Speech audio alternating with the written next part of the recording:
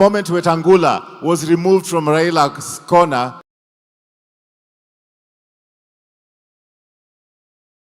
and indeed, even when 1.2 million Kikuyu voters voted for Raila, the wound caused by the departure of Wetangula was irreparable.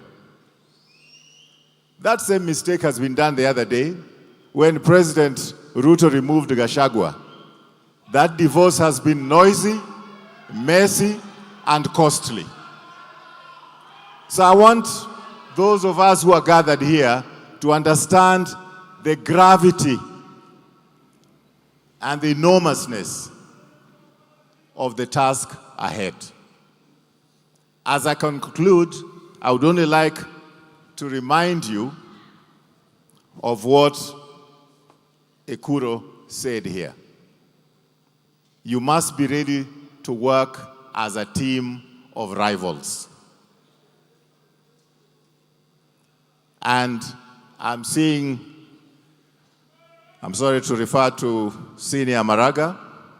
I've got Caleb Amisi. I've got Martha Karua.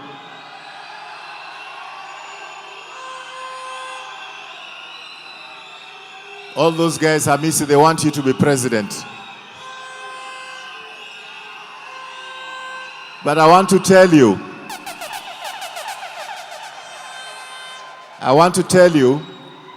that whatever policies we have, there is an ethnic dynamic in the politics of this country. It is that dynamic which was exploited by former President Moi and was able to rule for 24 years. That dynamic is currently being played, but I don't think it will work. I was in Bondo the other day. I walked in the streets of Kisumu when the police were not there, and I didn't meet anybody who told me 2 term. All the Wananchi were telling me 1 term.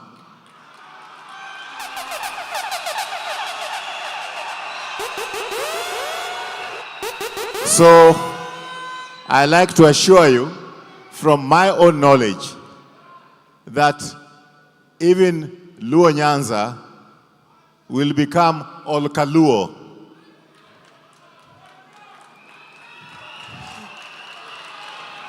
So wacheni hao wakule, lakini Luo Nyanza itakuwa Olkaluo. So I'm certain that this time next year, if we decide as Kenyans, if we are ready to work as a team of rivals, then we can bring change to this country. Thank you very much. All right. Asante sana, Mheshimiwa Tuju. Thank you very much. Mheshimiwa Martha Karua. Yes. Kabla haujakuja hapa jukwani, mimi nakuomba kwa heshima tu. Kuna mtoto mdogo ambaye anajulikana kama Tatiana Amisi. Mtoto huyu anakuangalia wewe kama role model.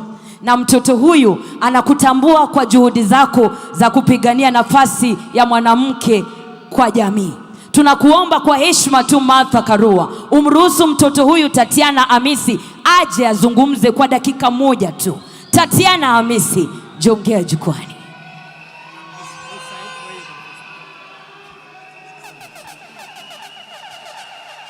Good afternoon, everyone. My name is Tatiana Amisi, daughter to Honorable Caleb Amisi. I am here today to stand and talk about how I would want Kenya to improve. As a child, I've had an image of Kenya being a civil country. But from the looks of things, such as corruption and deaths, Kenya seems to be moving away from my dream. In the next generation, I would urge us to build a country where we, the children, call home.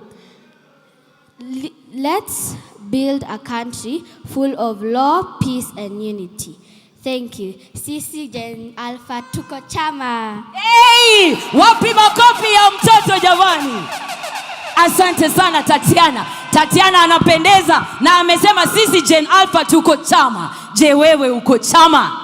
At this juncture, allow me to read the bio of the Honorable Martha Karua. She is a distinguished Kenyan lawyer, stateswoman, and senior counsel who has championed constitutionalism, democratic reform, and women's rights for decades.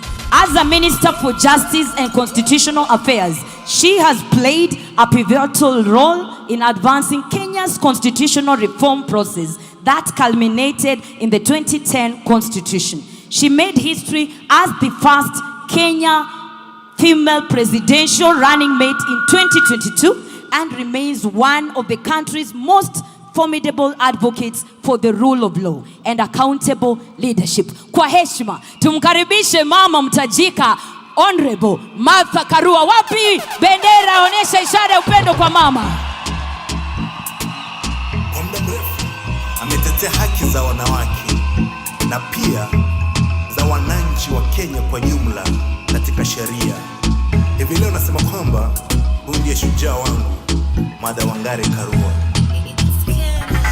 Imagine Kenya yetu iongozwe na mwana. Asante. PM. Sisikii kitu. PM. Mabadiliko ni sasa. PM. Mabadiliko ni sasa. Sasa nawasikia mambo. Sio poa, ni one time. Mambo wa Kenya. Wana PM mambo. Asanteni sana. Nianze na kutambua mkuu wa chama ya Renaissance Movement ambaye ni Honorable Caleb Amisi, wenzangu ambaye ametupatia hii mwaliko. All my colleagues seated in the front row, allow me not to mention you name by name, but I acknowledge all of you.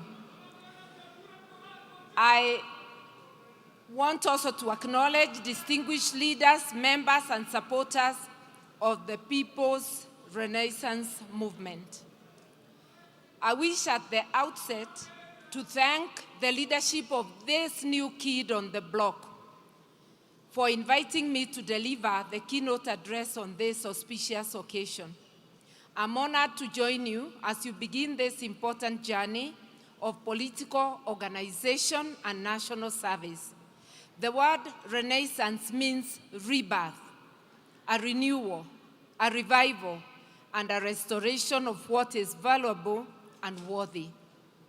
The choice of this name therefore carries a profound message: the need for a national rebirth in our beloved country.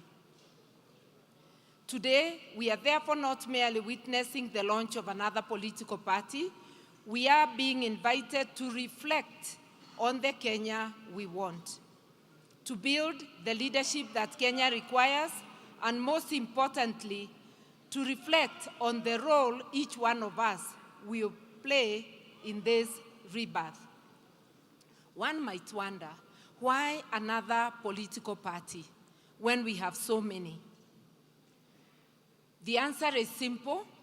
Kenya, by virtue of Article 4 of our Constitution, is a multi-party democracy founded on political pluralism, while the same Constitution in Article 38 guarantees political rights and also provides for the role of political parties. Parties are therefore not an inconvenience to democracy. Properly constituted and democratically governed, they are essential institutions of democracy. They provide platforms through which citizens who share common ideals can organize, participate in public affairs, and seek the mandate to govern from the people.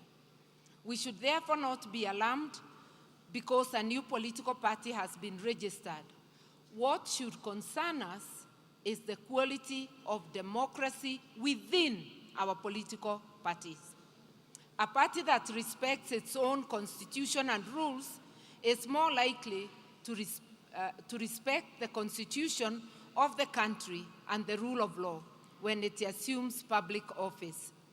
A party that practices internal democracy is more likely to practice internal democracy when in government. And where corruption, impunity, and abuse of power are tolerated within a political party, these ills accompany the party in government. And I think today you have an example in the party in power. A bad example, I must say. Every party member, not merely the leaders, therefore has a responsibility to insist that their party runs in a democratic, accountable, transparent manner and abides by its constitution and the laws of Kenya. The People's Liberation Party, which I lead, and the People's Renaissance Movement share not only similarity in names, but also important values and aspirations. A Kenya where every life matters, where needs of citizens come first, where the rule of law prevails, and where transparency and accountability guide leadership. We believe that political parties must nurture the leadership of young people, guarantee their representation at the decision-making table, and importantly, provide for generation transition in leadership. To give practical effect to this principle, the People's Liberation Party recently amended its constitution to provide for a term limit to the top party leadership. I, therefore, as the party leader, will not be eligible for the elections of party leadership that come immediately after the general elections. However, do not be mistaken. The Constitution of Kenya still guides and makes me eligible to run for any of the 6 positions coming in the next general election, and I'll be vying as president for the general election. We believe the term limit in our constitution is a modest but important contribution to a political culture that respects term limits, something which is rare in our region of Africa. As we welcome the People's Renaissance Movement into Kenya's political arena, we congratulate its leadership and membership for completing the grueling journey towards full registration. This is indeed an important milestone. We wish you every success, and we hope, true to your name, this party will contribute meaningfully to the rebirth and renewal of our great nation. Ladies and gentlemen, it's impossible to speak of Kenya's renaissance without speaking about the youth. Young people constitute the majority of our population and an enormous proportion of the voting electorate. They are therefore not leaders of tomorrow, but today. They are stakeholders in all decisions made in this country. The future of Kenya is being shaped now in our homes, our schools, university, workplaces, communities, and increasingly in the digital spaces where young Kenyans organize, debate, and demand accountability. And you've just seen a young girl right here, Amisi's daughter,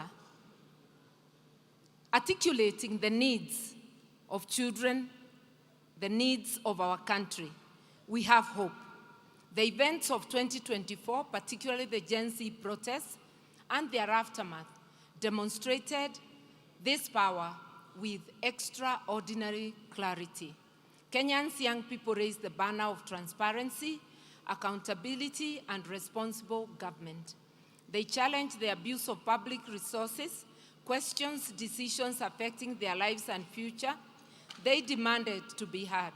In so doing, they awakened the conscience of the nation. That consciousness must not disappear. It must become Kenya's permanent democratic culture. But the lesson of the Gen Z movement is not simply that the young people can protest. The deeper lesson is that young people can shape and must shape the national agenda. Protest alone cannot transform a country. The energy of protest must now be converted into organization, participation, leadership, and ultimately political power exercised responsibly. Young Kenyans must move from being spectators of politics to becoming participants in the political arena. Therefore, register to vote, vote wisely, join political parties, and demand that those parties practice the democracy they preach. Seek elective office and hold leaders to account. Above all, become the leaders you demand. We have a leadership deficit. Our country faces this serious leadership deficit, a leadership deficit of trust. The great danger before us is to remove bad leadership and to replace it with another bad set of leaders. We therefore must be very careful, and we must elect and support leaders who embrace the national values enshrined in our Constitution.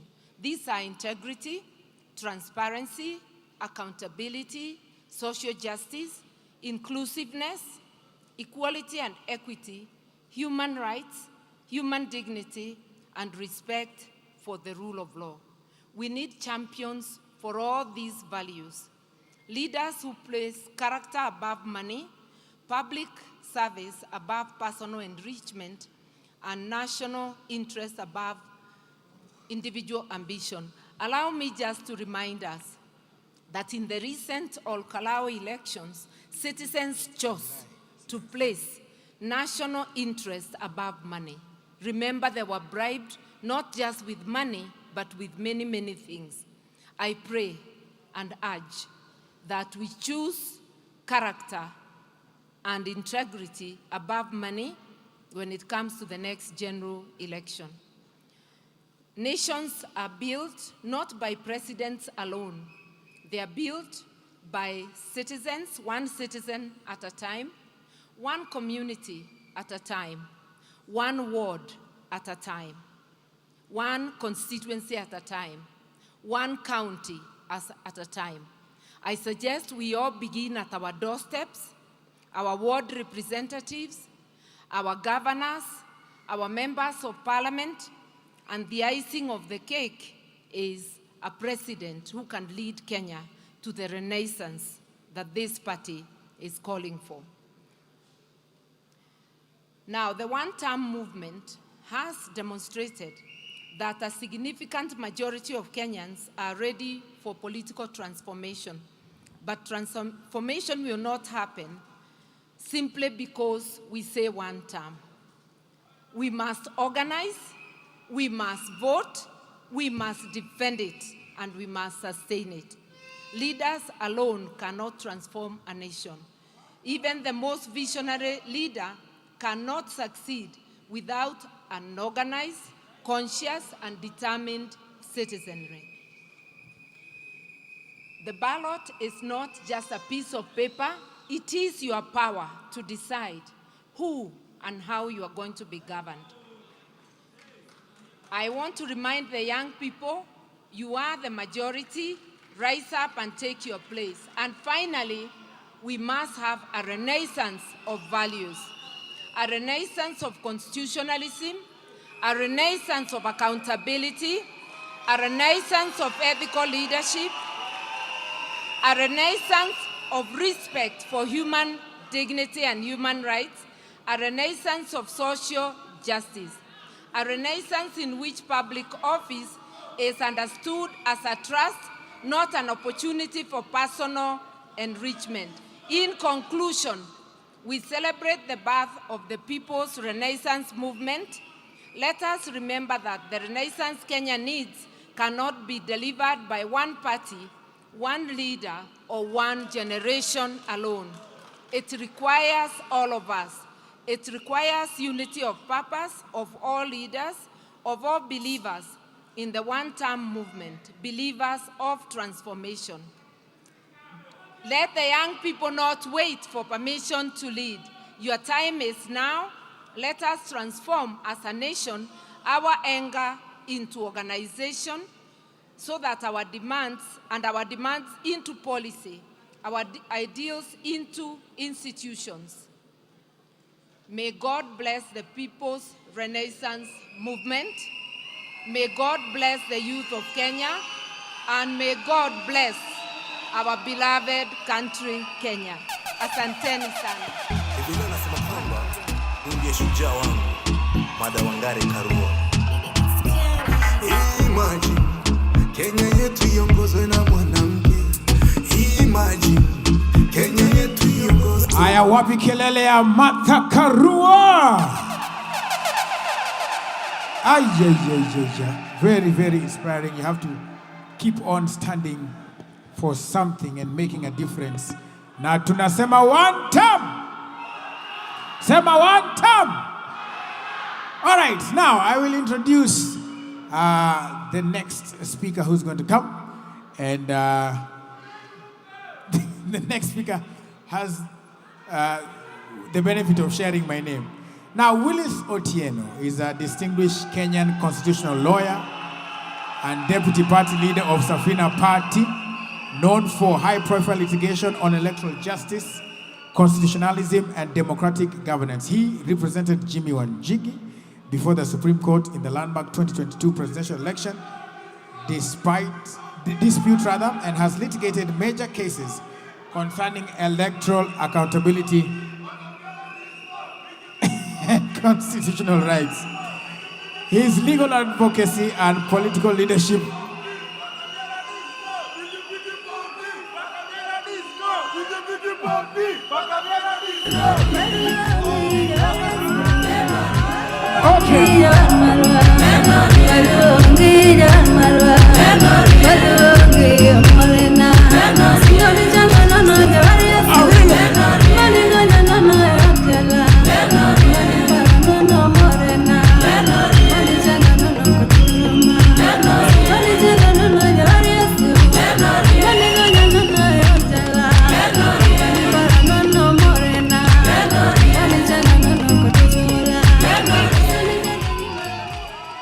Thank you. Haya, wapi kelele ya Willis Otieno wewe? Thank you.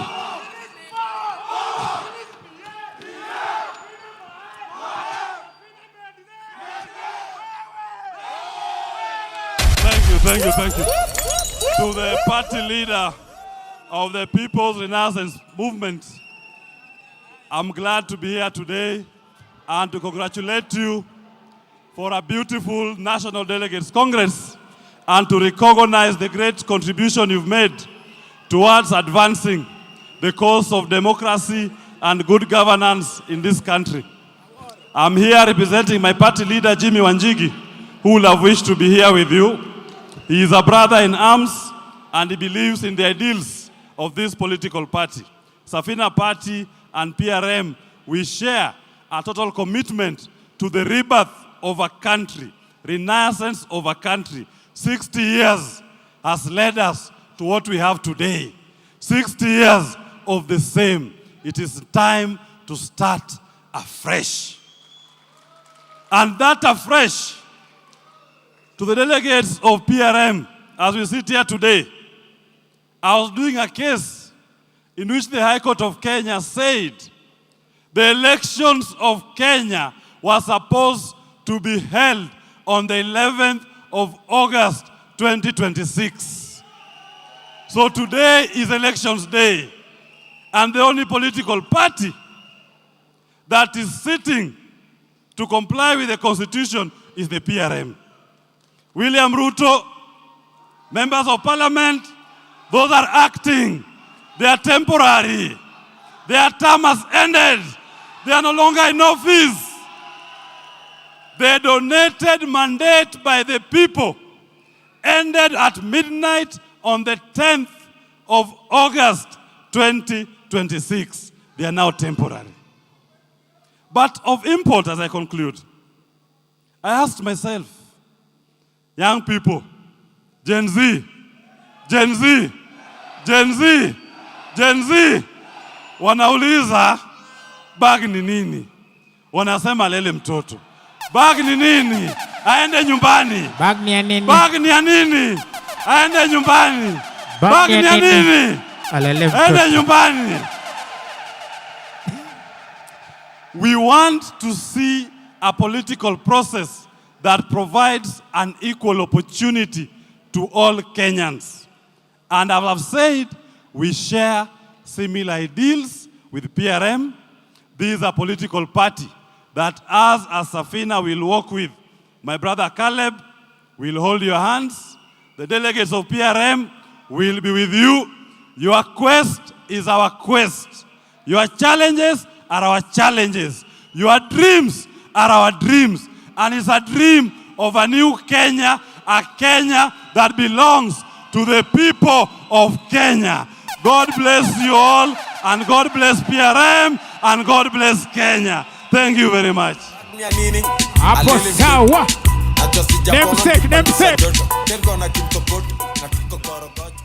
Namesake amesema tukue sawa. I will just need the number. Okay.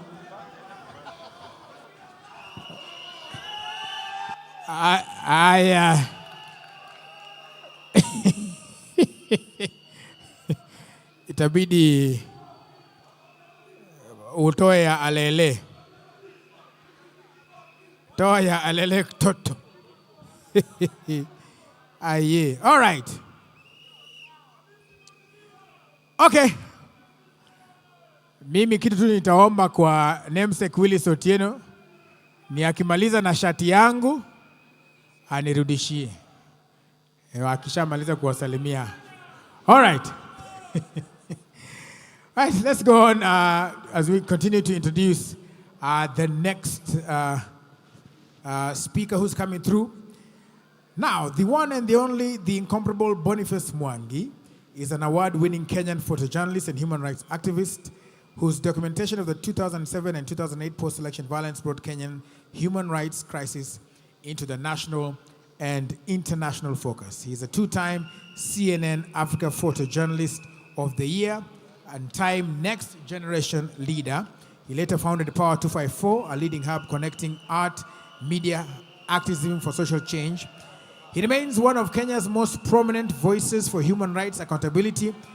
He also has Courage Farm, unaweza enda muishi pale, shameless plug, and also he is a presidential aspirant. Ladies and gentlemen, let us welcome, honor, and appreciate the one and the only Boniface Mwangi. Wapi kelele wewe!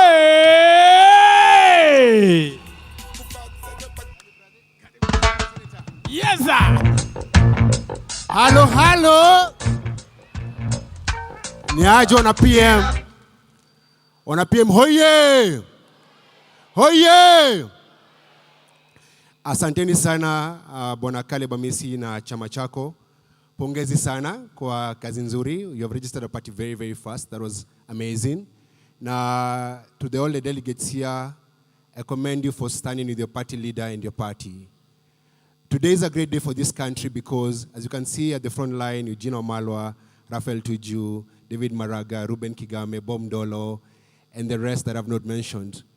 They are here today because we are calling for a national unity to remove this man. We all understand that for Kenya to go forward, Ruto must. For poverty to end in Kenya, Ruto must. I can't hear you. For poverty to end in Kenya, Ruto must. For young people to stop dying, Ruto must. For corruption to end in Kenya, lazima lazima ende. Lakini ndio Ruto aende, lazima tuungane sisi wote. So Bwana PM, Bwana Caleb Amisi and the PM party, asanti. Na la pili la maana sana. I know that you're all focusing on the presidency, but it's very, very important to elect the right MCAs, to elect the right senators, to elect the right women rep, to elect the right members of parliament. We should never forget the traitors who voted for the finance bill. Kweli masi kweli? Let us not forget those people. Wale ambao waliungana na muuaji Ruto ndio vijana wetu wakauliwa, tusahau. Tukisema Ruto aende, si Ruto peke yake. Wale viongozi wote wanafanya kazi na Ruto. Wawe ni ma-CS, wawe ni ma-governor, wawe ni members of parliament.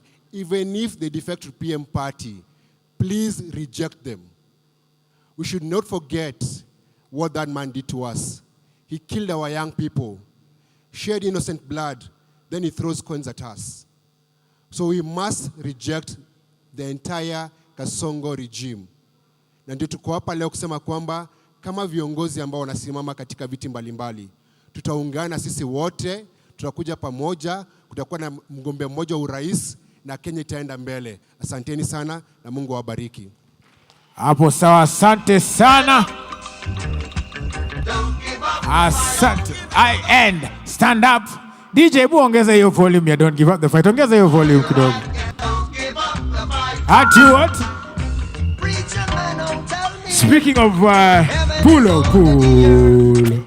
Speaking of not giving up the fight, nimeona mwenzangu hapa, rafiki yangu sana, ambaye he has not been giving up the fight. The person who has been helping us kwa the PolitiKali movement, Ademba Alanza kwa hapa. Wapi Ademba? Ademba simame. Ademba kwa wapi? Nimemuona ameenda wapi? There he is. Wapi kelele Ademba wewe? Hey! Kabisa. Na bado umepata mtu to fight with you together, kukushikilia. Hapa kwa PM tutakutafutia. Asante sana for the work you're doing. Hata wakijaribu kukufinya aje, simama na usimame kabisa. Good job. All right. I'm going to introduce the next speaker who's going to come through.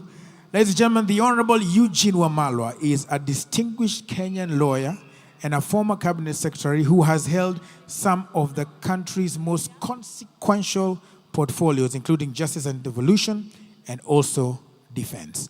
As a Minister for Justice, he played a key role in implementing the 2010 Constitution, advancing landmark legislation on campaign financing, on legal education, and on judicial reform. His public service has spanned more than a decade at the highest levels of government, reflecting a career centered on constitutionalism, governance, and national development. And he is the party leader of DAP. Wapi kelele ya Eugene Wamalwa.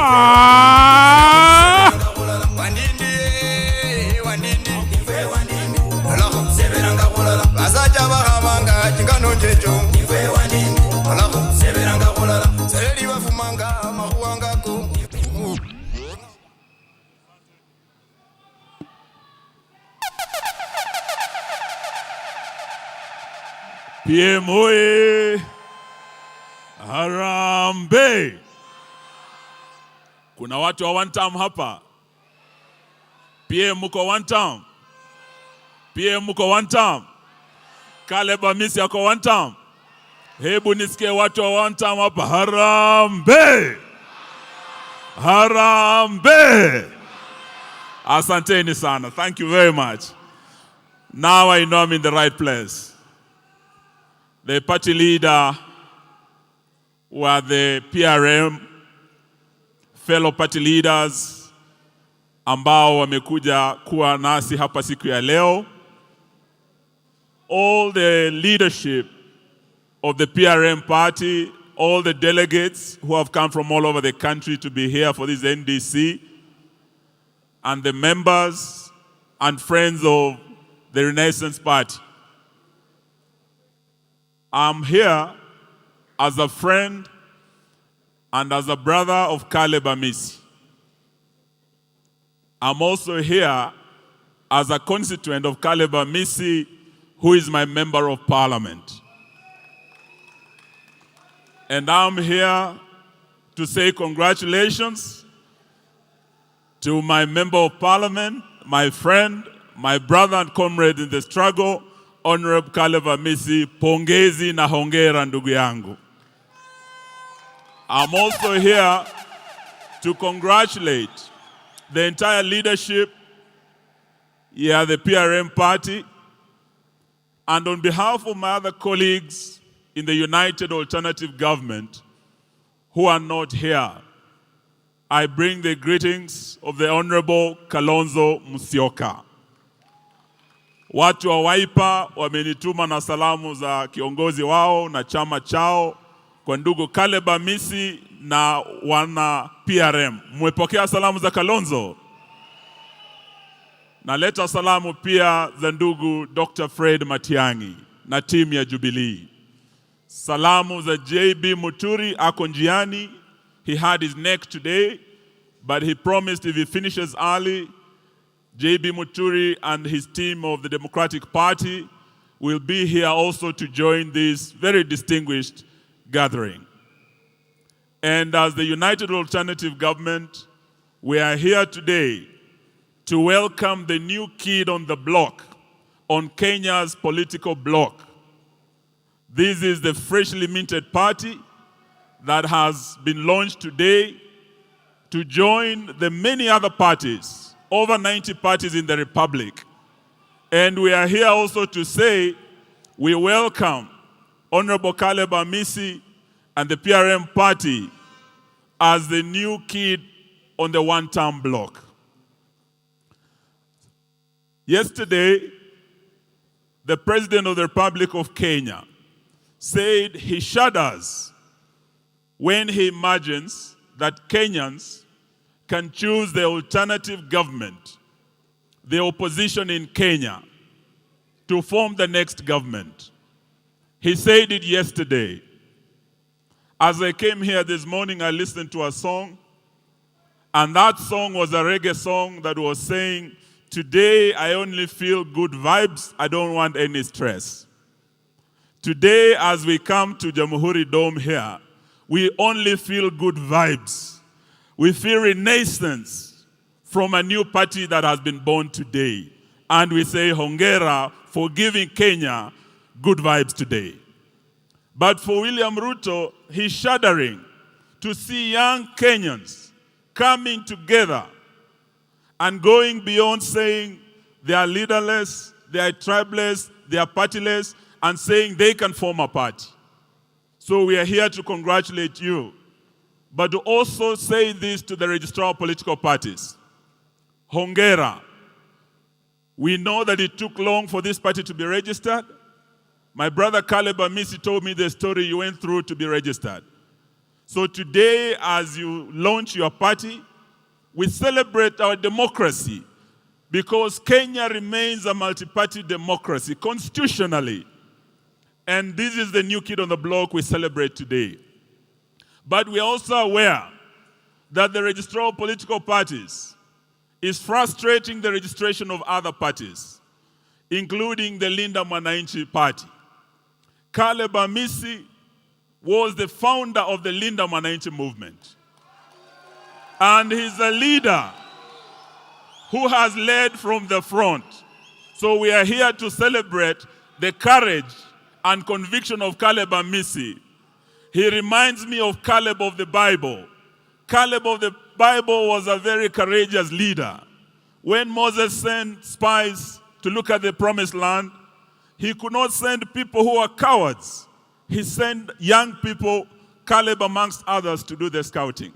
So ndugu yangu Caleb, today we salute you for your courage and for your conviction, for also being able to say to your own party, ODM, that Kenya, 75% of this country has said Kenya is headed in the wrong direction. Wakenya 75% wamesema hawana imani na serikali ya Ruto. Nchi inachukua mwelekeo mbaya. Ili hali chama cha Caleb Amisi ODM jana wamekubali waungane na Ruto waende waunde serikali na UDA.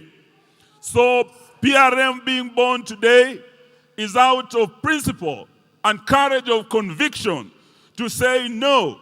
ODM was a movement of the people, by the people, for the people. And we cannot abandon the people, 75% of whom cannot put food on the table because of the high taxes, because of the high cost of living, because of the runaway corruption, because of the failed policies of SHA, in the health sector, because of the failed policies in the education sector. Kenyans are saying this regime with its failed policies must go home. One. So today, we see a leader and a new party taking a direction to stand with the people of Kenya. We are here, Mheshimiwa Caleb, to stand with you and to stand with this party in saying William Ruto must go home one term. We are also here to demand that the registrar of political parties allows registration of other parties that want to be registered, just the way this new party has been registered. But we also tell our brothers in Linda Mwananchi, if you will find that you are being blocked from registration, follow Caleb Amisi's example and courage. Come out of ODM. We say so because there are young people who are mentored by Baba Raila Amolo Odinga like Caleb Amisi. Young people like Sifuna, Babu Owino, and others. Do not waste time. The pre-wedding was yesterday between ODM and UDA. The wedding committee has been formed. Don't waste time. If they are blocking you, I'm sure Caleb Amisi and PRM is ready to welcome you to this new party. One term. Na Mheshimiwa Caleb Amisi, kama ninyi wa PRM hamuko tayari, sisi wana DAP Kenya, we are ready to welcome ndugu zetu wa Linda Mwananchi waje tutembee pamoja, tupeleke William Ruto nyumbani. One. Mutakubali tutembee pamoja? Lakini niombe vijana, I have heard some of you say hamutaki wazee. Leo I want to request you, the second liberation of this country, in the 90s, the young Turks, Kina Orengo, Raila Odinga, Gitobi Manyara, Paul Mwite, locked hands with the seasoned politicians, Jaramogi, Matiba, Rubia, Masinde Muliro, Martin Shikuku. The young Turks and the old guards came together to remove the KANU regime. You will need, as young people, not to say this is a Gen Z revolution. We must say, let us take a Gen Zote approach. All generations, all who are one term, are our friends, they are our comrades. We need them in unity to deliver this victory. Asante na Mungu awabariki. Asante sana Mheshimiwa Eugene Wamalwa.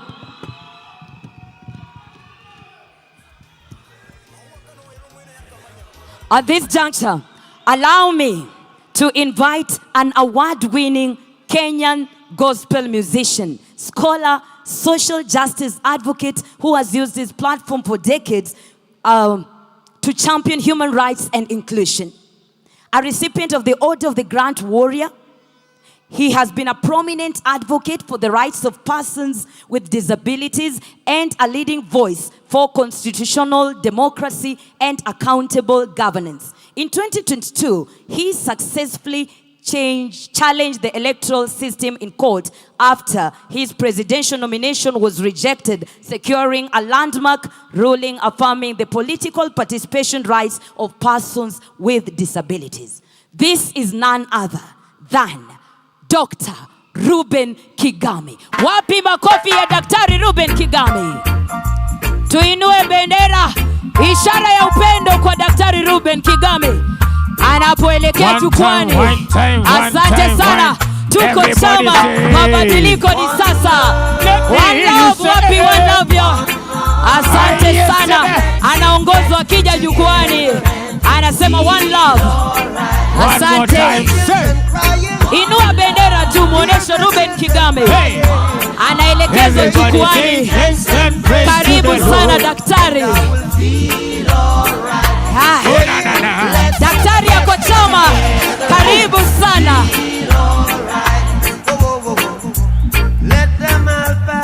One time. Unasema one time. There is one question I'd really love to ask. One time. Is there a place for the hopeless sinners who has hurt all mankind? Just a Savior's own belief.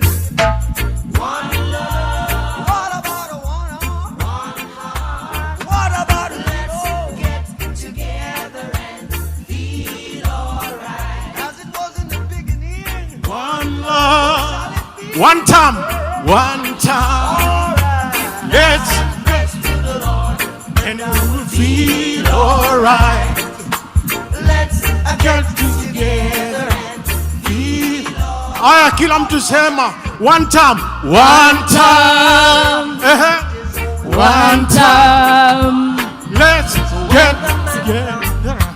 Feel alright. Simama kila mtu. Have pity on those whose chances grow thin. Inua bendera yako juu.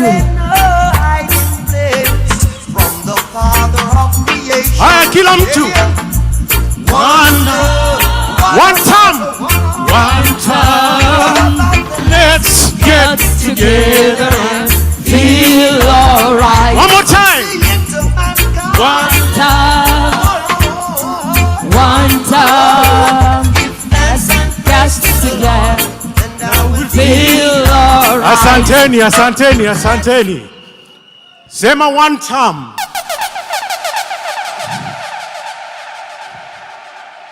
Kila mtu sema one time. Hii serikali ni nini? William Ruto ni nini? UDA ni nini? One time. Party leader na viongozi wa PRM, viongozi wenzangu mashuhuri ambao mmefika hapa, asante sana kwa kuja kuzindua chama fresh, the newest party in town. Ninasimama hapa sio tu kama rafiki ya kijana ambaye alikuwa kama orphan na Mungu akamuinua juu. Caleb Amisi ni rafiki yangu ndio, lakini nasimama hapa pia kwa sababu mimi mwenyewe ni member wa PM Party.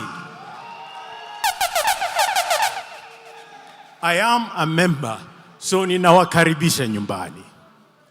Pili, niseme hivi. Sisi tumechoka na mambo ya kusema inclusion, alafu wengine wetu tukisimama tunaambia wewe kaa kando kwanza. Asante Bwana Caleb kwa kutukaribisha kwenye nyumba. Tatu, nisherekee demokrasia ambayo iko kwenye PM Party. Kusema kweli, vilivyosemwa, sio vizuri kuonyesha kwamba mnaweza kuongoza kwa kutoa mfano mbaya wa demokrasia before elections.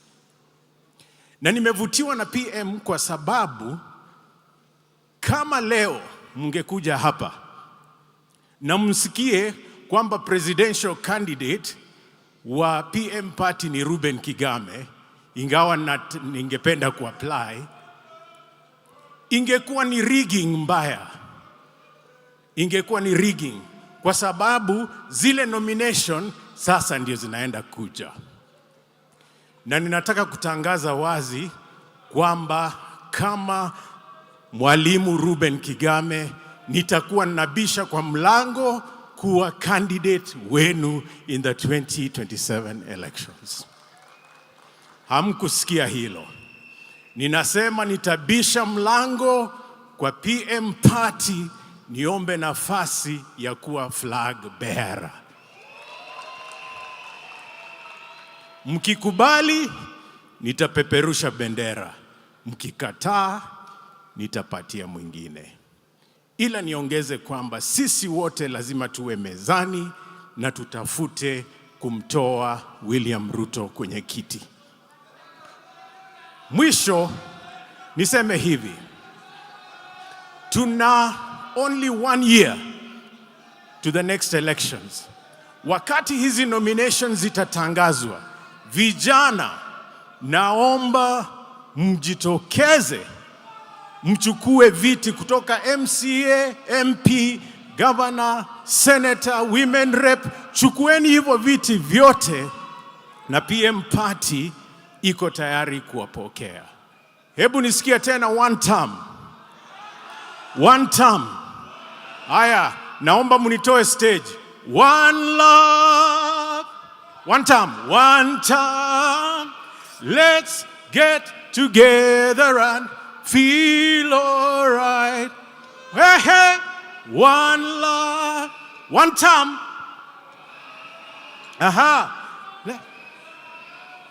And feel alright. Asante.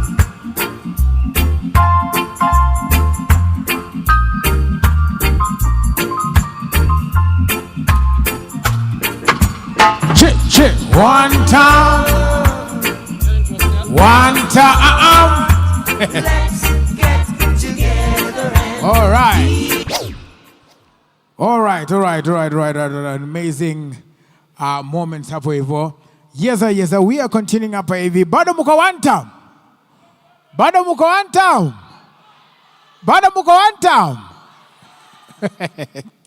All right. Now, I want to take you back just a little bit to a statement here as I introduce the next speaker. This speaker once said that the greatness of a nation lies in its fidelity to the Constitution and strict adherence to the rule of law, and above all, the fear of God. CJ Emeritus Honorable David Maraga is a distinguished Kenyan jurist and former Chief Justice and President of the Supreme Court of Kenya. He is best known for presiding over the landmark 2017 decision that annulled Kenya's presidential election, the first such ruling in Africa. He remains widely respected for his commitment to judicial independence, constitutionalism, and the rule of law. Ladies and gentlemen, let us welcome, appreciate, and honor CJ Emeritus and Presidential Candidates, Honorable David Maraga!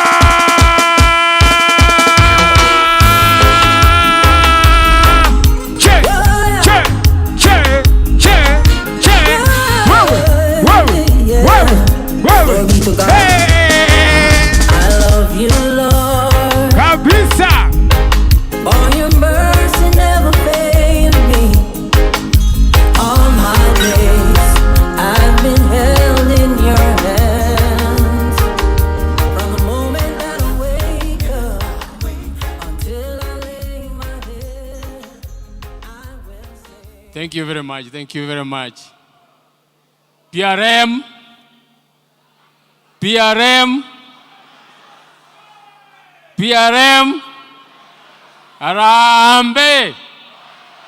Arambe.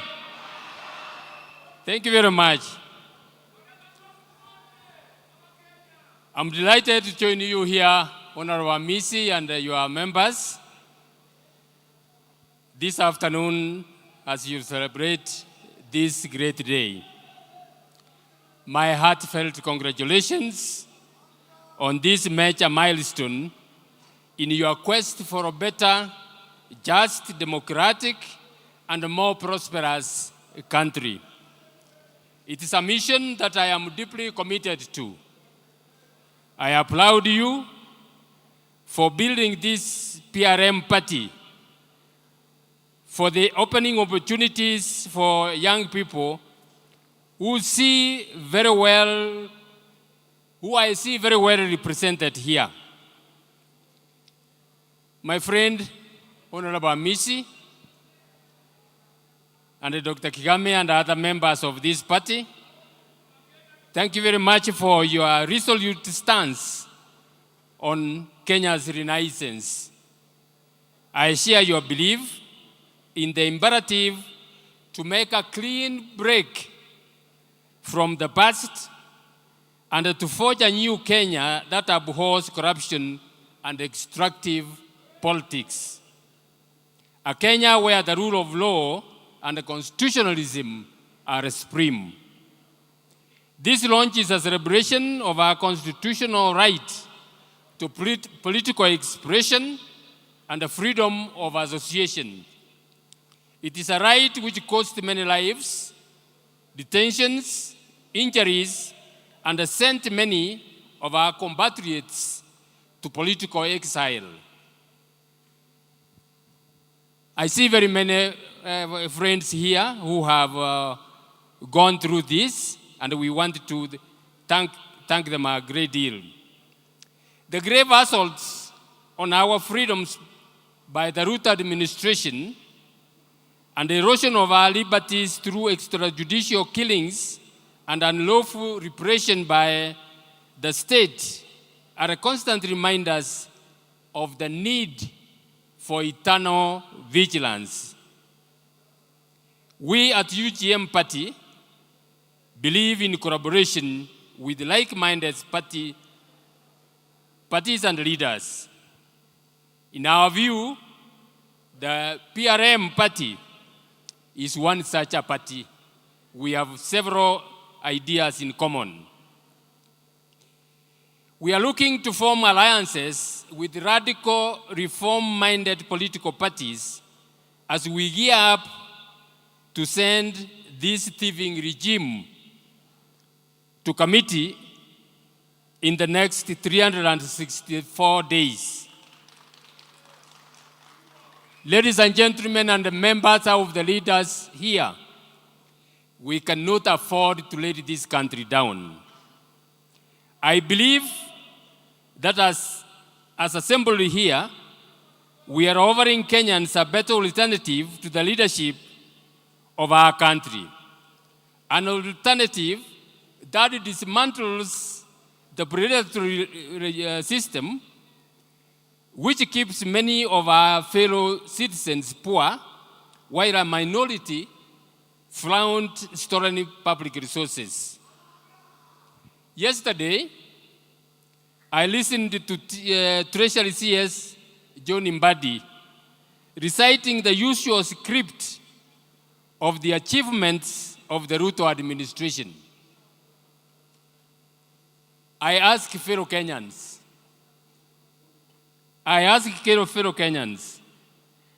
what is economic stability without actual improvement of the living conditions of Kenyans?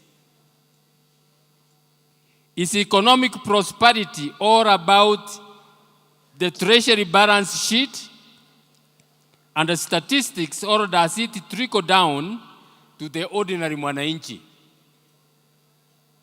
Is it just for the few cartels with access to government opportunities, or are dividends trickling down to every household and business?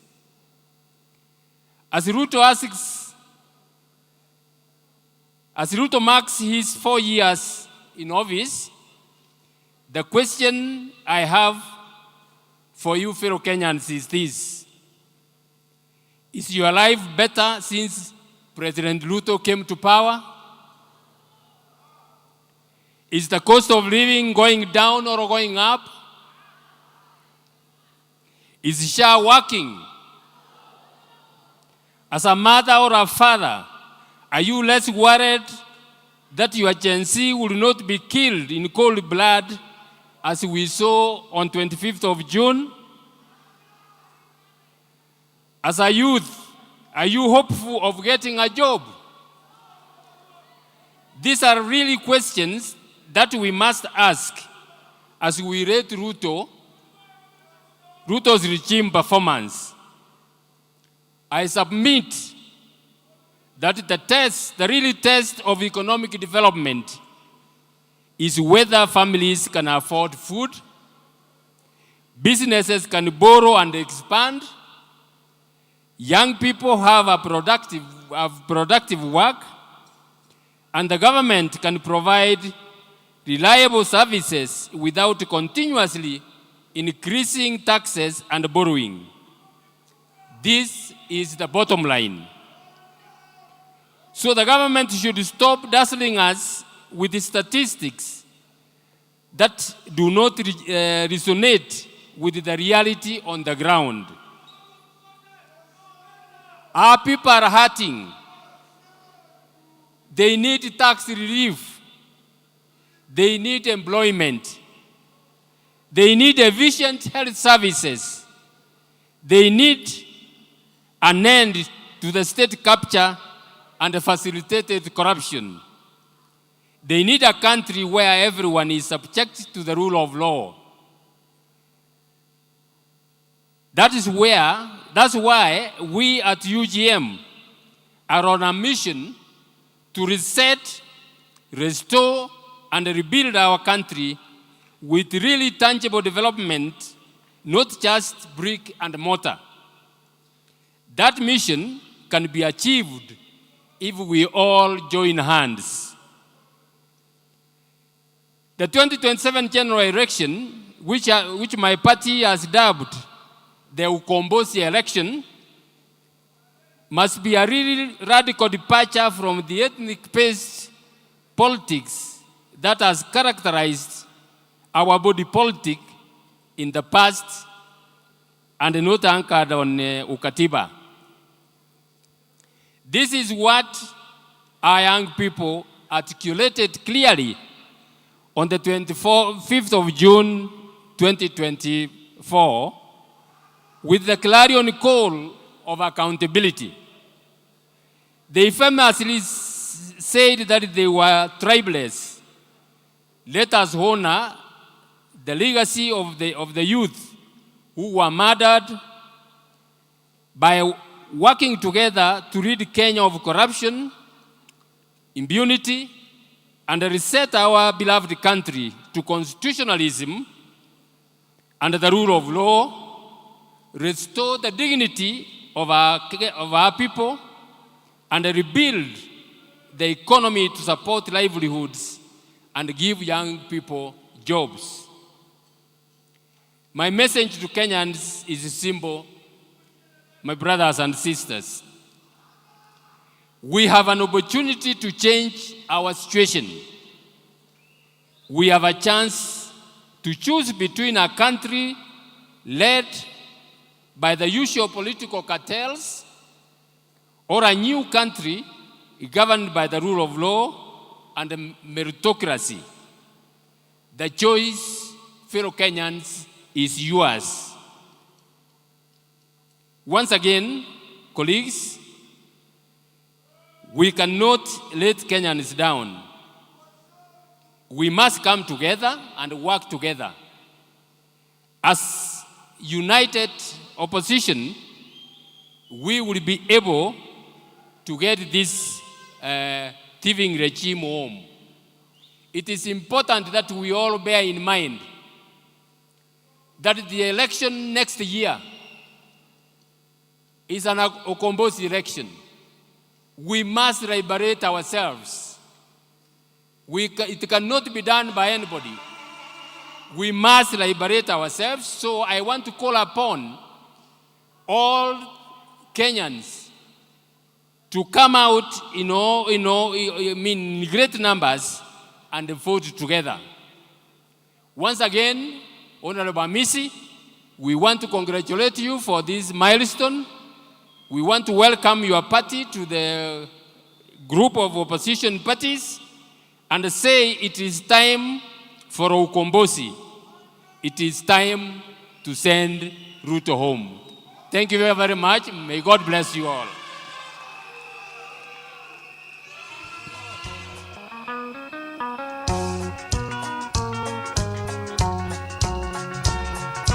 All right. Wapi kelele ya CJ Emeritus Maraga? Wapi kelele yake jameni? Asante sana for always reminding us of where our moral compass should be and how we should continue to live our lives. Tunasema asante sana and tunakuwish all the best. Beautiful. Sema one time.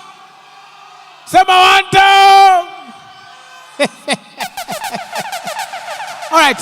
We would also like to recognize and appreciate and honor uwepo wa Stella. Stella is here representing Chris Wamalwa, who is the incoming governor of Trans Nzoia County. Stella, asante sana na upelekee mheshimiwa salamu zetu sana. Tumeshukuru sana. Wapi kelele ya Stella wewe? Very good, very good. Hapo sawa. Now, I want to invite these next three to come on stage, and we're just going to do this. They're going to give us their speeches back to back as we hear their friends. Mnataka kupigia party leader kelele tena? Haya, wapi kelele ya party leader? Wapi kelele ya party leader? Hapo sawa. Haya, sawa. Okay, pulo. Haya, mutafikiwa. All right, right about now, I want to introduce this next three gentlemen to join me on stage. I will invite Bob Jagi, who is the coordinator of the Freedom Kenya movement, to join me on stage as well. He has made considerable comments, insights, and views. I'll also invite Justus Juma, who is the party leader of the Justice and Freedom Party, to join me on stage. Alafu pia Joachim Simiu, who is the Secretary General of Safina Party, to join us on stage. Wapo sawa, wakisalme. DJ, pull the tea, let's go.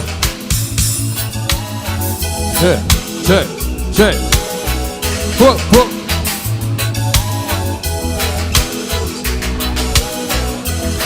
All right. What about man? Say.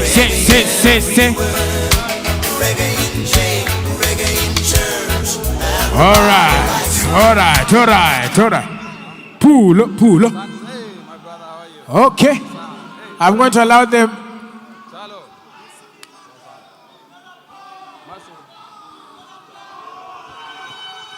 I'm going to give them a chance to speak as we ask. Vijana mutulie tu. Tumewaona, tunawapenda. Aya, ataongea, tulieni kwanza. Ataongea, amesema mutulie. Aya, Igwe. Aya, mutulie, atakuja kuongea. Asante, atakuja kuongea. All right, I'll invite you, the three of you, to go ahead and speak. Asante sana Bwana Willis Raburu. PM Party, mabadiliko ni sasa. PM Party. Asante sana. Kwa majina ni Bob Jagi, mwenyekiti wa Free Kenya Movement. I'm also a presidential aspirant in 2027, vying as an independent candidate in the next elections. Vijana mpo? Nikisema people power, unasema higher power. People power, higher power. Who are the people? We are the people. Who are the people? Asante. With me here today, Mheshimiwa Honorable Caleb Amisi, party leader of the PM Party. I want to thank you for this great occasion. Indeed, in this country, you're the youngest party leader in Kenya. Mpigie makofi Mheshimiwa Caleb Amisi as the youngest party leader in Kenya, in the newest party in Kenya. We are here today as individuals from the Free Kenya movement. We are vying as independent candidates, but we have come here today in solidarity with the PM Party as a progressive political party, which we are working very closely with. And some of us might actually be coming to join this party in the near future with your blessings. Before I speak, I would like to introduce the Secretary General of the movement, Bwana Nicholas Oyo, who was with me in Uganda during our abduction while we were under the dictator Museveni. Mnakumbuka hiyo? Mnasema Museveni must? Because we are liberating not only Kenya, but we are liberating Africa as a whole.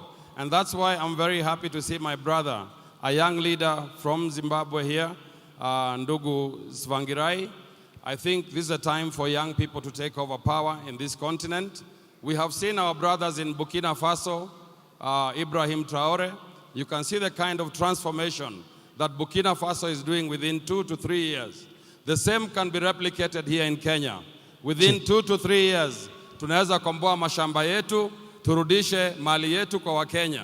Tunaona jeshi kama hii ya Batuk inaua watoto wetu hapa Nanyuki, wanabaka wa mama wetu, na hawa wajeshi wa Britain wanakosa kushtakiwa hapa Kenya kwa sababu serikali ya Kenya imeweka mkataba na serikali ya Uingereza ili kukandamiza mwananchi wa Kenya. Kwa hivyo tunasema tukibadilisha serikali hivi karibuni tutarudisha mamlaka kwa Mwafrika, au sio? Wangapi wanasema people power? Asante sana bwana. All right. Haraka 1 minute. Asanteni sana. 1 minute. People power. People power. 1 minute. Higher power. Mimi nafurahia sana Caleb, tuliongea na tukasema ya kwamba tutatembea pamoja. Sisi tunatembeza referendum. Ukienda kwa website yetu www.freekenya.co.ke utaona zile vitu tunafanya, na nimeona 5 point agenda. Sisi tuko na 7 point agenda na zinapelekana. Kwa hivyo tunaamua ya kwamba tutatembea pamoja kila mahali Kenya hii, na mimi nasimama Embakasi West. Mimi ndio nitawaingiza town mkikuja. Kwa hivyo asanteni sana. Asanteni sana. Wengine watasalimiana. Haya, from 5 to 7 tuendelee. Ni salamu tu sasa ndio tukiendelea. Jina tu tafadhali. Kwa heshima. People's power. Higher power. I'm Mercy Paul, most known as Mercy Maira, coordinator Makueni County. Asante. Comrades power. Comrades power. Mmechoka? Mimi naitwa Mulinga Muteti. I am a human rights defender, na ninasema hivi, kuna kitu mmekuwa mkisahau. Sisi hatupeleki Ruto nyumbani. Watu wa Sugoi hawajasema wanataka Ruto aende akakae na wao. Sisi tunapeleka Ruto jela. Mtu akiua watu anaenda jela. Mtu akiiba pesa jela. Kwa hivyo Ruto must go. Ruto must to jail. Asante. Haya. Arambe. Arambe. Mimi naitwa PolitiKali, nimetoka ile mji ya Lele Mtoto, Embu. Nitakuwa nawania kiti cha useneta pale, na naamini PM party tutashirikiana pamoja. Okay. Ili tumalize kazi ya Kasongo.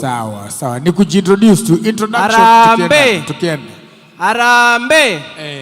Mimi kwa majina najulikana kama Luyo Mondi Ocheng aka Atonga, senatorial aspirant 2027 Siaya County. Asanteni. Siaya kababa. Ruto must. Mimi naitwa Collins Otieno, SG chama cha maandamano na Free Besigye. Harambe. Majina yangu ni Nicholas Chalo. Mimi nitakuwa nawania kiti cha ubunge pale Machakos Town constituency. Asante Nicholas. All right. Jitambulishe. Jina tu. Harambe. Mimi naitwa Jomo Kenyatta Junior. Nawatakia heri na fanaka kwa kumuondoa huyu Ruto, na Ruto must go. Hapo sawa. Asante. PM. Kwani tumechoka? Mimi naitwa Samson Mudhami Collins, natafuta kiti ya ubunge kule upande wa Kiambu, mahali naitwa Juja. And congratulations to Caleb Amisi. We look upon you as one of the youth leaders who clinched to power at Very my good. age. Thank you. Party leader. Thank you so much. Hello, what PM party? Simuseme bana, PM party. PM party. Mabadiliko ni sasa. Bluma, as you see here, this is how much people love Caleb. You know, the name Caleb, last time I checked, is a Hebrew word. And it comes from 2 words. The prefix is ka, but the verb is lev. Lev means heart. And the context is the heart of God. So the name should mean as or like the heart of God. Si ni jina mzuri sana? Does he have the heart of God? Unajua kuna wale wengine huko nje, instead of serving as leaders, they are busy sacrificing us. When they see the deals of the East and the West, they do not blink. You've seen the things they've done to our economy. They will be very fast to sacrifice the nation for their own stomach. When we're looking for justice, instead of them feeling us, because most of the time we just come out to tell them that all we want is a space for us to showcase our potential. Because Kenyans people are very unique. We are great in our own ways. We don't even need aid. We need an environment to trade. But when we come out to demonstrate that, they are busy sacrificing us. They are killing us. They are killing us. They do not have the heart of Caleb. And that is why we are coming out. And thanks, Caleb, for the invitation. Those who do not know me, I'm Justus Juma. I'm the party leader of Justice and Freedom Party. And when Caleb invited me, we have a lot in common, even as a party. And in all our... Thank you so much for the great speeches that have been made. And all the members of PM. We are living at an opportune time to give Kenya the true hope that Kenya deserves. So when we are coming, there is a hope. And it is clear that there is a new dawn. All I'm calling for is for us to remain vigilant. Somebody said that we should not be compartmentalized into age groups. Those who compartmentalize us usually do it to divide us and to conquer us. This movement is a Kenyan movement. He called it Gen Zote. I would like us to all hold hands and call for leadership that fills the people, that serves the people, the leadership that have the heart of love like the heart of Caleb. Thank you so much. Na mubarikiwe sana. Asante, asante, asante.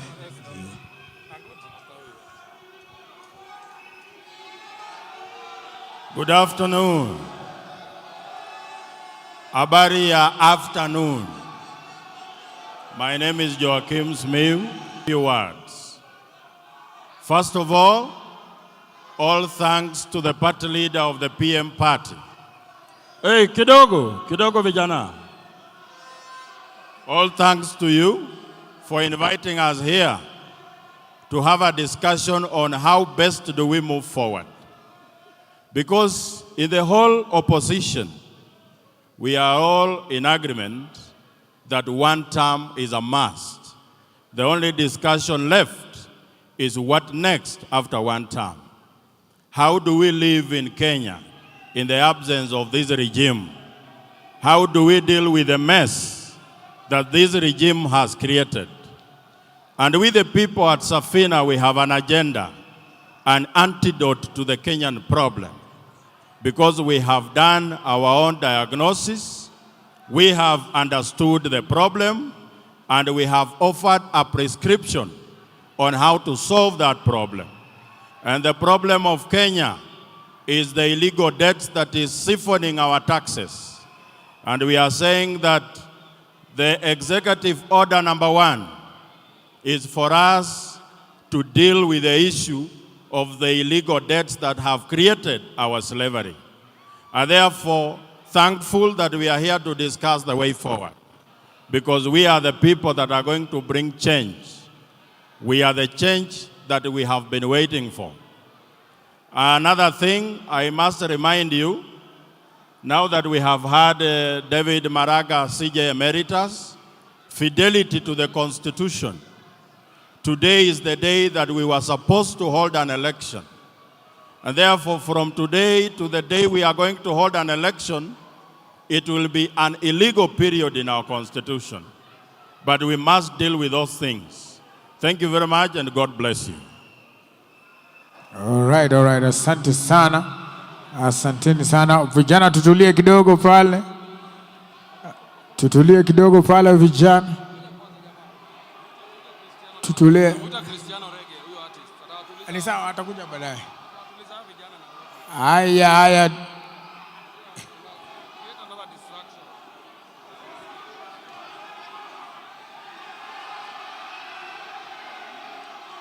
Okay, ni kama wamechagua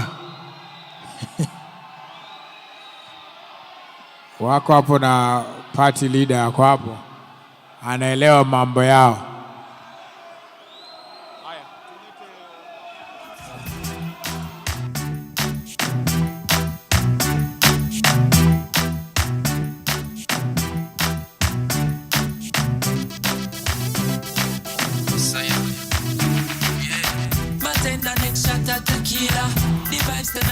So sweet, yeah. I man spot the sweet señorita. When you bounce to the bass and the tweeter. She look more bonita. The way she move. Okay.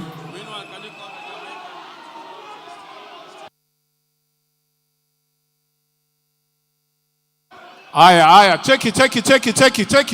Aya. Aya, kuna msanii kutoka Jamaica atatupigisha reggae. Wapi msanii wa Jamaica? Christian uko wapi? Christian kimbia. Christian from Jamaica. Ako?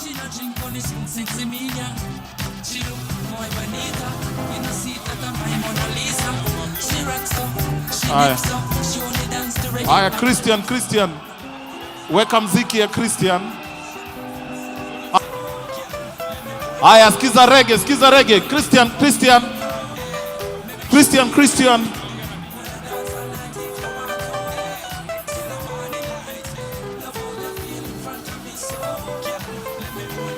Aya, give it up for Christian, all the way from Jamaica.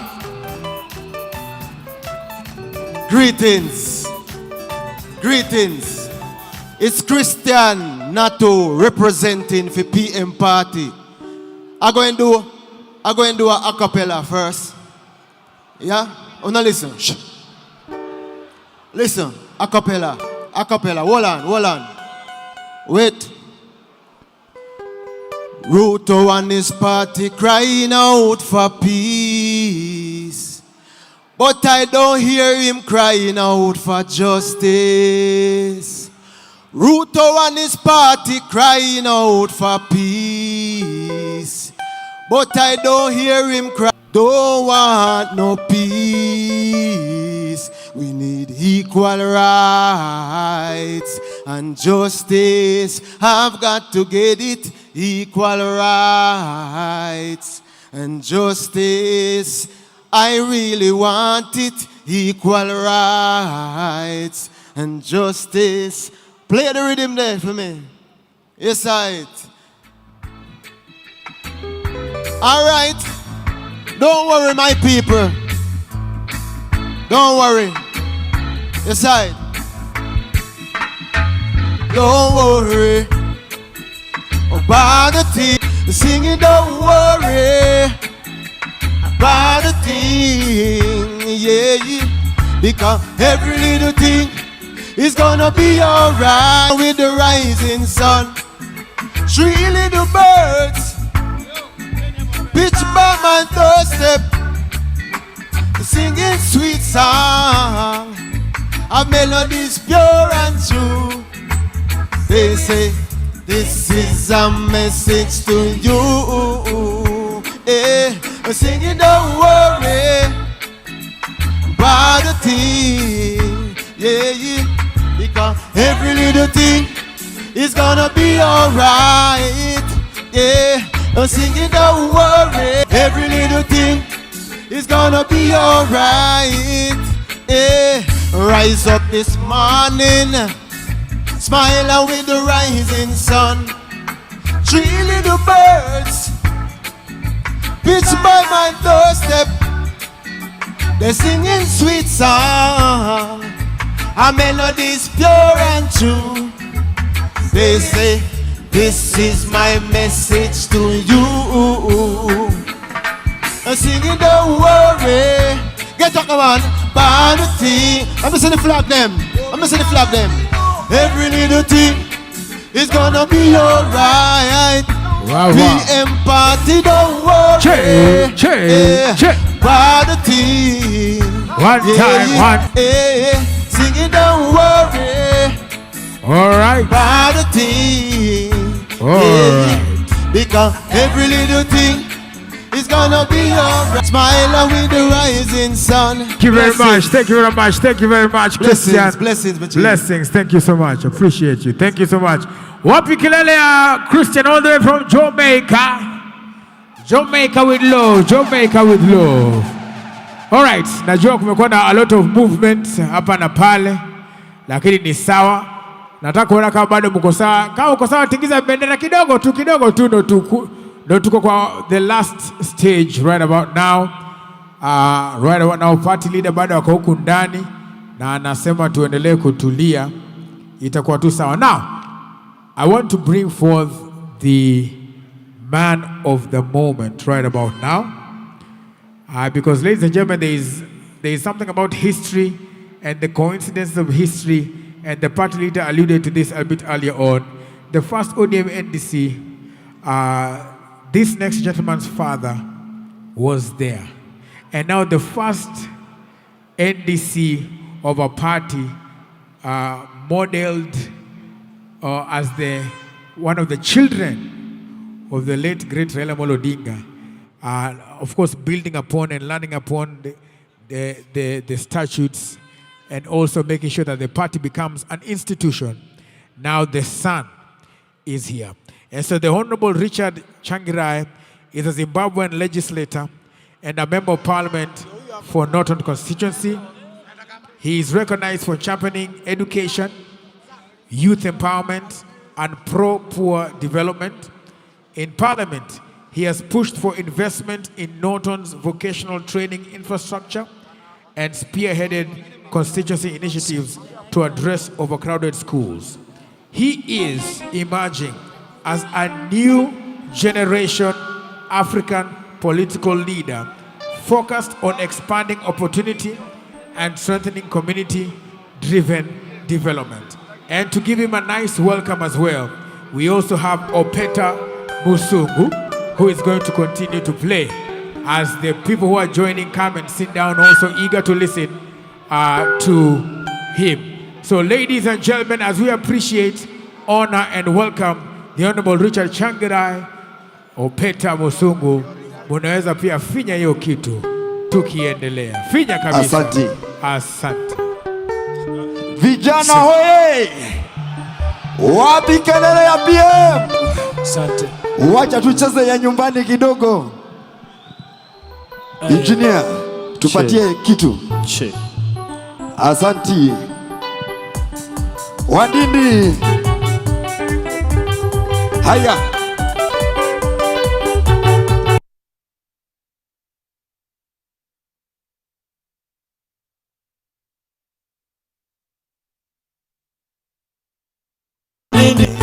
Severanga kulala PM muino Nifwe wandindi Severanga kulala Wandindi Nifwe wandindi Severanga kulala Wala Ivano Nifwe wandindi Severanga kulala Wandindi Nifwe wandindi Severanga kulala PM muino Nifwe wandindi Severanga kulala PM muino Nifwe wandindi Severanga kulala Wandindi Nifwe wandindi Severanga kulala Hamse Mwaka no kavanye nyowulira Hamse Chila inga no chandare veresya Hamse Katoli na mwene walo ulalo Hamse Maluya vante sungebye Hamse Yokuno wele umanyanga Hamse Wamanyi wa mwene na undaba Hamse Wele uno mwene ya yamanya Hamse Maluya vante sungebye Hamse Ipango kino wele umanyanga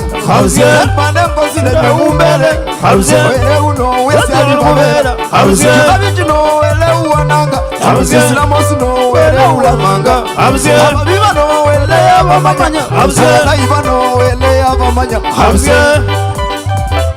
Wale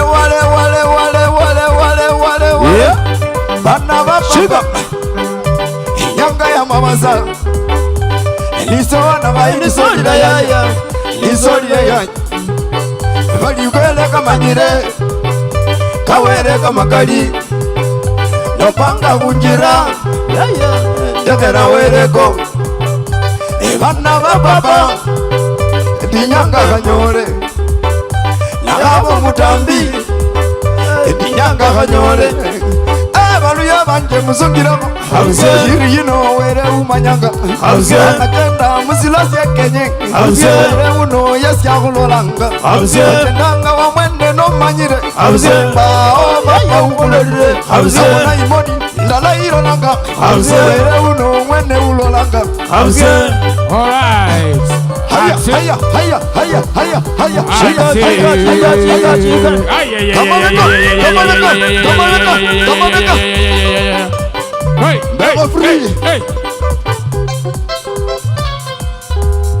Asante sana. Sanduri ingine. Never free.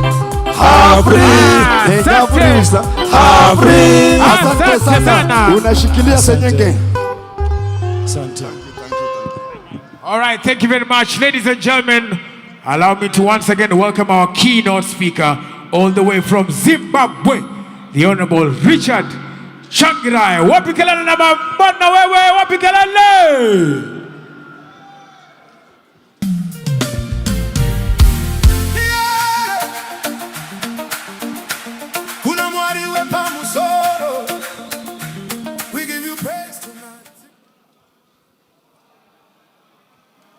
Awoy Kenya, awoy.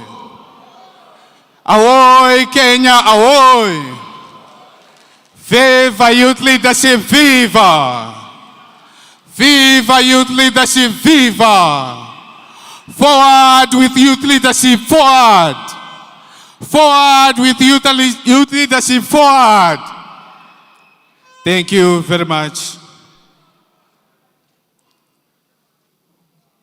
The leadership of the People Renaissance Party, Honorable Caleb Amasi, delegates and members of the party, fellow young leaders, comrades and friends, ladies and gentlemen, good afternoon, Kenya. Good afternoon, Kenya. The problem of speaking last is that everyone will be tired. So you don't get the energy that some of the speakers have received. But it's okay, I understand. Viva Kenya, viva! Viva youth leadership, viva! It is a great honor to stand before you today at this historic convention of the People Renaissance Party. I stand here as a member of parliament from Zimbabwe, but more importantly, as a fellow African, as a young leader, and as a friend who has come to offer solidarity to a new political movement that has chosen to believe the politics can be done differently.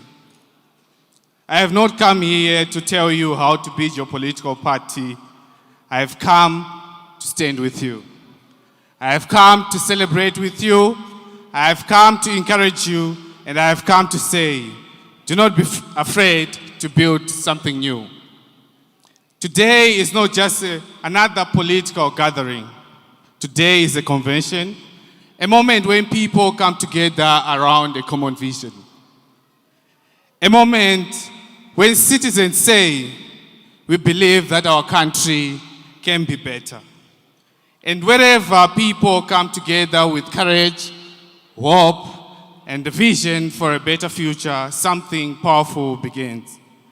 Comrades and friends, 2 decades ago, my father, Mogen Changirai, stood before a generation of Kenyans alongside the democratic forces led by Ubaba Odinga and spoke about the struggle for democratic transformation. Today, I stand before a new generation, not to repeat his speech, and not to recreate his journey, but to ask, what will our generation do with the freedom and responsibility that history has placed in our hands? Our parents' generation fought to open doors of political freedom. They sacrificed, they organized, they challenged injustice, They believe that Africa could be governed differently. Today we honor them. But every generation has its own responsibility. Their generation fought for political freedom. Our generation must fight for political dignity, economic opportunity, and accountable government. And that is why this convention matters. Because democracy is not simply about voting every few years. It is about participation. It is about representation. It is about institutions that represent the citizens. It is about leaders who understand that public office is not a public trust. And it is about creating a society where every citizen has a place at the table. That is why the values of democracy, inclusion, accountability, transparency must not simply be words in a manifesto. They must become the culture of our politics. If we want democracy in government, we must practice democracy in our political movements. If we want inclusion in society, we must practice inclusion in our organizations. If we want accountability from those in power, we must hold ourselves accountable. And if we want to demand transparency from government, we must be transparent ourselves. Democracy cannot simply be the destination. Democracy must be the way we travel. And to the people of PM, I say, you have chosen a difficult road. Building something new is never easy. It takes courage to challenge and establish political order. It takes courage to tell citizens that there is another possibility. And it takes courage to ask people to believe in a new vision. But remember this, a new party is not simply because it has a new name. A movement becomes new when it creates a new political culture. A culture of democracy, a culture of inclusion, a culture of accountability, a culture where ideas matter, where ordinary citizens matter, where young people matter, and where service comes before self. So build a movement that is bigger than any individual. Build a movement that can outlive its founders. Build a movement that creates leaders rather than followers. Because leadership is not about making yourself indispensable. Leadership is about building the next generation. To young people of Kenya, for too long we have been told, you are the leaders of tomorrow. I reject that idea. Tomorrow becomes the excuse used to postpone our leadership now. We are not simply the future, we are the present. Kenya is one of the youngest populations in the world, and young people make up the largest demography in this country. That is not simply a statistic. That is power. But demography power means very little if it doesn't translate into political participation. For too long, there has been a narrative that young people do not vote. That young people are only interested in social media and entertainment trends. We must reject that narrative. Young people are not politically indifferent. Young people are politically aware. Young people are asking questions. Young people demand accountability. Young people demand jobs. Young people demand quality education. Young people demand affordable healthcare system. Young people demand opportunity. And most importantly, young people demand to be heard. But our voice must not end on social media. Our hashtag must not become votes. Our conversation must become participation. Our frustration must become action. Our numbers must become political power. Let us use this power of our generation to vote for change. Let us register. Let us participate. Let us organize. Let us vote. Let us hold leaders to account.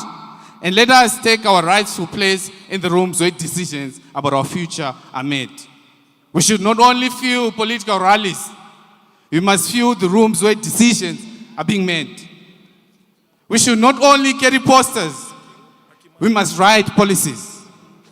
We should not only campaign for leaders. We must become leaders.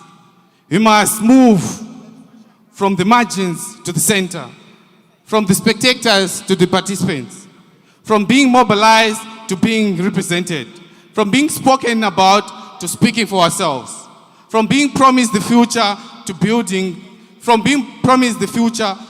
the future of ourselves. There is a powerful message from from my own country that I want to share with you today. The late Dr. Joshua Nkomo, one of Zimbabwe's founding leaders, reminded our nation, the country will never die, the young people will save it. Those words were spoken about Zimbabwe, but I believe they carry a message for the whole of Africa. Kenya will not be transformed by waiting for tomorrow. Africa will not be transformed by waiting for another generation. It is our generation that must step forward. And when we enter those rooms where decisions are being made, we must remember the people who sent us there. Remember the employed young person. Remember the small business owner. Remember the student struggling to pay fees. Remember the mother trying to put food on the table. Remember the citizen who has lost faith in politics. Because politics must ultimately be about one thing: improving the people's lives. My brothers and sisters, our struggles do not stop at the borders of Kenya. A young person in Kenya wants opportunity. A young person in Harare, Zimbabwe wants opportunity. A young person in Zambia wants the same opportunity. A young person in Nigeria wants the same opportunity. A young person in Johannesburg, South Africa wants the same opportunity. Different countries, different political systems, but the same dreams. Dignity, jobs, opportunity, accountability, democracy, a voice, and a genuine seat at the table. Our borders may have been drawn by colonial history, but our aspiration are African. And this is where I want to remember one of Africa's greatest visionaries, Dr. Kwame Nkrumah. Kwame Nkrumah gave us a simple but profound message: Africa must unite. He understood that artificial borders inherited from colonialism should never become barriers to African solidarity, cooperation, and shared progress. So when I stand here in Kenya as a Zimbabwean member of parliament, I do not see a stranger, I see a brother. When a young Kenyan stand up for democracy, young Zimbabweans should listen. When a young Zimbabweans demand accountability, a young Kenyan must listen. Because our future is interconnected. That is Africa that Kwame Nkrumah dreamed about. In Africa that is not divided by borders. In Africa that is united by purpose. In Africa that cooperates. In Africa that believes in the dignity of its people. To the people of PM, be bold, be courageous, be democratic, be inclusive, be transparent, be accountable, be connected to the people. Never forget why you started. Because political movements often begin with powerful ideas and lose themselves when they become more interested in positions than principles. Do not let that happen. Build a movement that people can trust. Build a movement that young people can believe in. Build a movement that gives ordinary citizens a reason to participate in politics again. And build a movement that is bigger than any individual. My father's name opened door for me, but the name cannot walk through the door for me. I must earn my place in my own generation, and that is the challenge before us all. We cannot inherit the sacrifice of our parents and assume their work is finished. The other generation opened the door. Our generation must walk through it. As I conclude, people of Kenya, I ask you, when is our turn? Our turn is now. When is our responsibility? Our responsibility is now. When is Africa's time? It's now. My brothers and sisters, let us move together and build Africa we all believe in. As Kwame Nkrumah reminds us, Africa must unite. The young people will save the nation. And today from Kenya, let us send a message to our continent. We are ready. We are ready to lead. We are ready to save. We are ready to be accountable. We are ready to be transparent. We are ready to defend democracy. We are ready to build inclusive society. We are ready to take our place because this is our moment, this is our responsibility, and this is our time. Our turn is now. I thank you so much. Viva youth, viva! Round. Viva youth, viva! Down in imperialism, down. A round of applause for our chief guest. That was a powerful speech. Thank you very much. Wapi makofi ya chief guest wetu. Chief guest and party leader, at this juncture, allow me to perform a poem that is dedicated for our PM party. And this poem is called The Big Five, highlighting our party leader's agenda for today.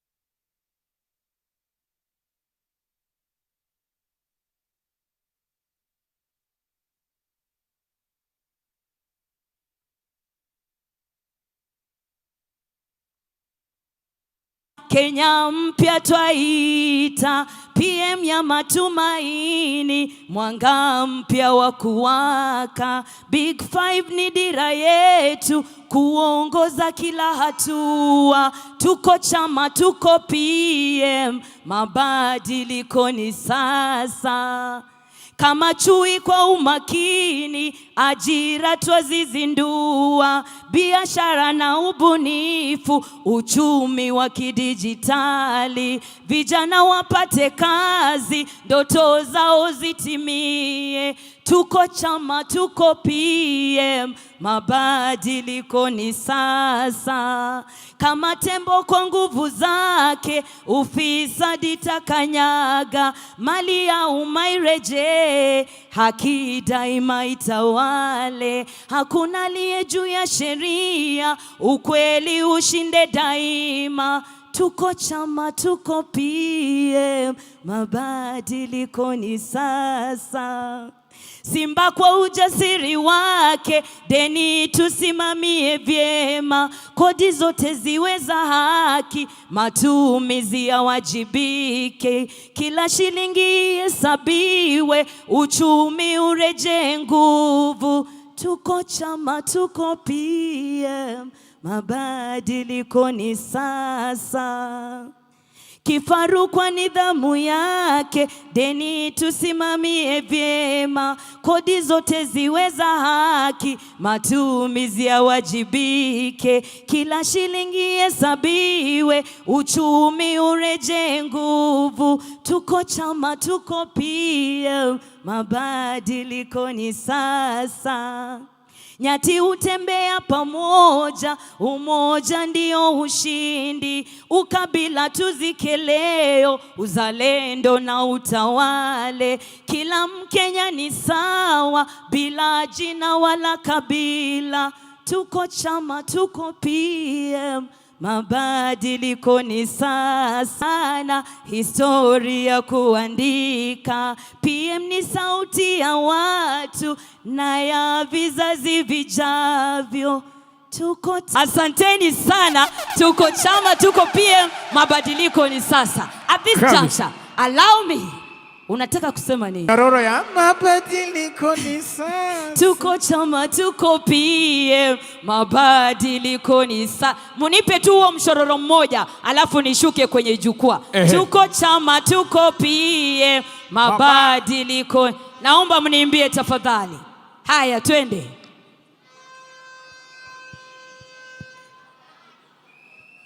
Asanteni sana. Thank you very much. Asante sana. Wapi makofi jameni, wapi makofi? Kazi kuntu. Umesikia hiyo Swahili? Kazi kuntu. Kiswahili unazungumza tu neno moja unajigamba. Kazi kuntu. All right, right about now as we approach the tail end. First of all, asanteni sana.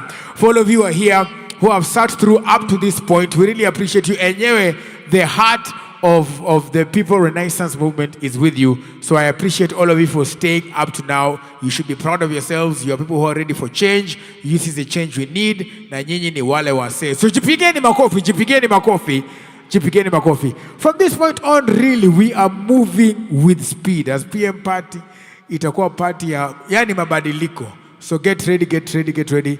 As they say kwa hizo by internet means it's about to go down. Itakuwa tu sawa tena sana.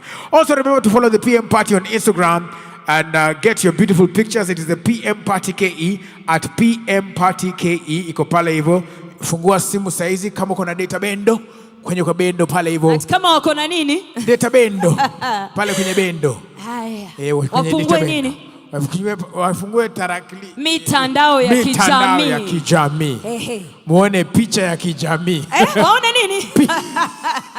At PM Party KE. Get your pictures right there. Follow the page. Right about now, I want to introduce to you right now an artist mwenye tumesave the best for last. Tukimaliza tukiingia kwa tamati, tupige sherehe kwa sababu sasa tumelaunch party, tuko sawa, tuko na uhusiano, tuko na change, tuko in the change we need. Ladies and gentlemen, I want to bring to the stage right about now the one and the only, the great, the amazing, the super cladulistic Expo Halidocious. Make some noise for Mr. C.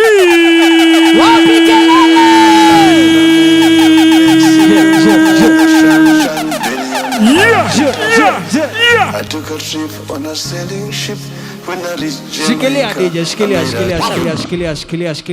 Vijana Vijana! Kwanza hii wimbo nilifanya tribute ya Raila. Nataka tusimame tu for the respect of Baba Amolo Odinga. Alafu tuweke bendera zetu juu. Si ndio? Kwanza Baba alikuwa for peace. Tuanze kwanza na amani, au sio? Kabisa. Twende DJ. Joey.